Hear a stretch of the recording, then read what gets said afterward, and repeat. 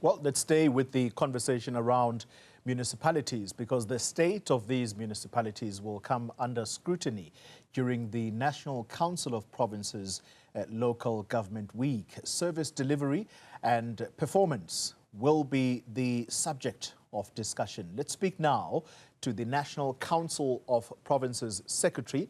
And earlier I had promised you the chairperson. Well, it turns out we're speaking to the secretary tonight, and that person is Advocate Modibedi Phindela, who talks to us from Cape Town this evening. Good evening to you, sir. Thank you very much for your time. Just at the outset, what is the NCOP's assessment of the state of municipalities as we speak? Thank you very much, Crowley, and good evening to the viewers at home. As you have indicated, the National Council of Provinces will be having what we call the Local Government Week, starting from the 16th to the 19th of September. It will be focusing on the city of Cape Town. It has identified the areas to be visited. This is the first inaugural Local Government Week in the current form, where we're having a combination of discussions with the executive as well as oversight visits. The sites that have been, or the areas that have been identified would be Danun, would be Kailicha, Guguletu, and Philippine. And the focus areas are human settlements, water and sanitation, as well as spatial planning. You would know that those are mostly the areas that concern the local sphere of government. The intention of the Local Government Week is to ensure that the local sphere of government is assisted by both the national sphere and the provincial sphere to ensure that services are rendered to the communities that would be visited. All right, so let's get this clear then. Are you saying that for the entire week, the focus is on municipalities in the Western Cape? That is correct, Goli. The focus would be the city of Cape Town, and the focus would be those areas that have been that I have identified. On the first day, we will have, of course, conversations with the executive. We'll have the Deputy Minister of Cocta, will have the Deputy Minister of Water and Sanitation. We will also have the Minister of Human Settlements. We will have the MMCs from the City of Cape Town. We will have the MEC from the City of Cape Town. And we will be focusing on those areas. And then there's the second day, which would be the Wednesday, and the third day, which would be the Thursday, would be the site visits. There are sites that have been identified in those areas, in Danun, in Kailicha, in Guguletu, as well as in Philippi. All right. And the intention is not to focus on a lot of issues, is to ensure that the week is focused so that there should be outcomes insofar as the discussions are concerned. Once the visit, or should I say the visits, are concluded, what do you do with that report? Well, the intention is that on Friday, then we will have reports from the leaders of delegations who would have visited the sites.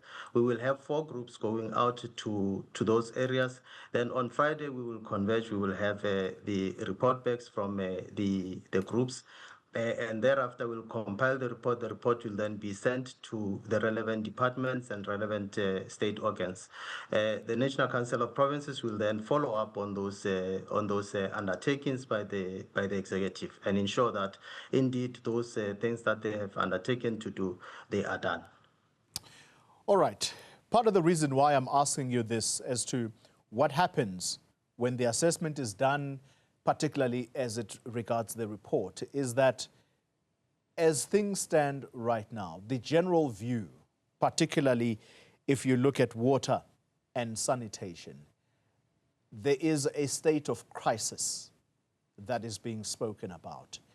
I know you still are going to undertake the visit to these areas that you've identified, but the general assessment is that this area is in crisis. Your assessment in that regard?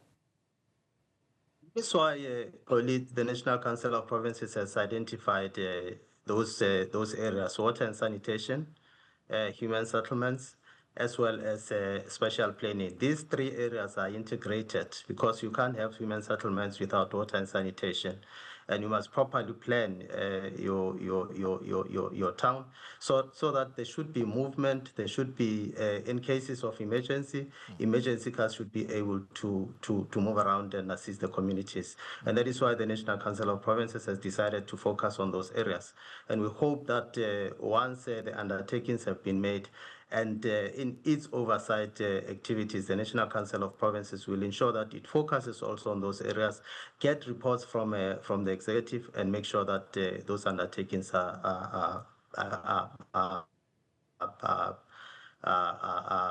taken into consideration. Yeah. I guess as a final question to you, the next logical question for me is to ask, what is or who is to blame for the current state of water and sanitation in the country? Because I don't think that we can wait for the assessment of the NCOP for us to come to conclusions about what we see on a daily basis, which is complaints from communities that if it's not a sewage spill, people are deprived of water through water outages. Who or what is to blame, in your view? Well, the National Council of Provinces is not there to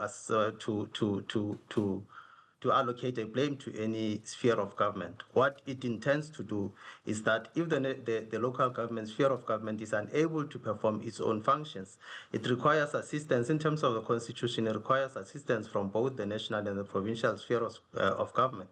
And that is the role of the National Council of Provinces, to ensure that the three spheres of government work together. Where one sphere requires assistance, the other one must assist it. And in this instance, we are focusing on the assistance that is provided to the local sphere of government by both the provincial and the national sphere of government.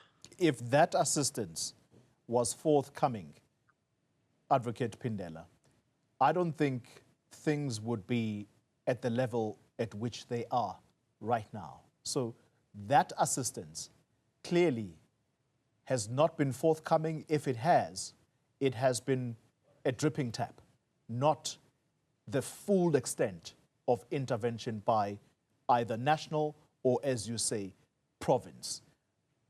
Where are the gaps?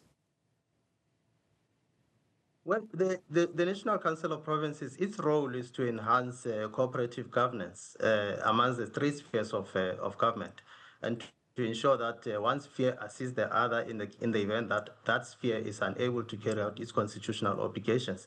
And that is why the National Council of Provinces has called both the provincial and the national sphere together with the local sphere of government, so that it can identify those gaps and intervene where possible. All right, we'll have to leave the conversation there. National Council of Provinces Secretary, Advocate Modibedi Phindela. And if you're not satisfied with the responses that he has given, well, you can look forward to another conversation, because the South African Local Government Association President, Bheke Stofile, is going to be with me in studio in just a moment. That conversation continues around the state of municipalities in South Africa. Stay with us.